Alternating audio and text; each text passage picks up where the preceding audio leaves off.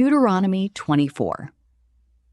If a man marries a woman who becomes displeasing to him because he finds something indecent about her, and he writes her a certificate of divorce, gives it to her, and sends her from his house, and if after she leaves his house she becomes the wife of another man, and her second husband dislikes her and writes her a certificate of divorce, gives it to her, and sends her from his house, or if he dies, then her first husband, who divorced her, is not allowed to marry her again after she has been defiled. That would be detestable in the eyes of the Lord. Do not bring sin upon the land the Lord your God is giving you as an inheritance. If a man has recently married, he must not be sent to war or have any other duty laid on him. For 1 year, he is to be free to stay at home and bring happiness to the wife he has married.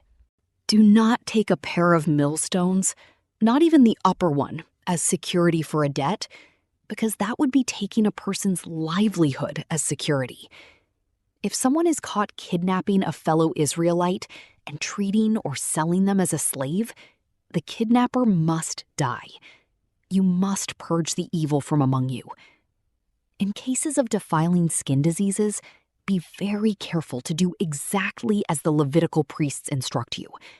You must follow carefully what I have commanded them. Remember what the Lord your God did to Miriam along the way after you came out of Egypt. When you make a loan of any kind to your neighbor, do not go into their house to get what is offered to you as a pledge. Stay outside and let the neighbor to whom you are making the loan bring the pledge out to you. If the neighbor is poor, do not go to sleep with their pledge in your possession. Return their cloak by sunset so that your neighbor may sleep in it.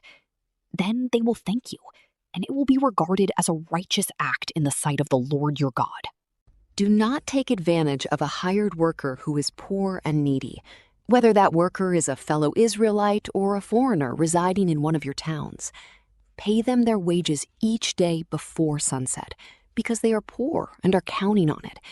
Otherwise, they may cry to the Lord against you, and you will be guilty of sin. Parents are not to be put to death for their children, nor children put to death for their parents.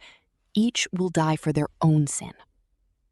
Do not deprive the foreigner or the fatherless of justice, or take the cloak of the widow as a pledge. Remember that you were slaves in Egypt, and the Lord your God redeemed you from there. That is why I command you to do this. When you are harvesting in your field and you overlook a sheaf, do not go back to get it. Leave it for the foreigner, the fatherless, and the widow, so that the Lord your God may bless you in all the work of your hands. When you beat the olives from your trees, do not go over the branches a second time.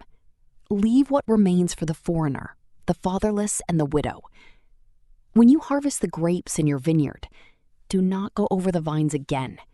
Leave what remains for the foreigner, the fatherless, and the widow. Remember that you were slaves in Egypt. That is why I command you to do this.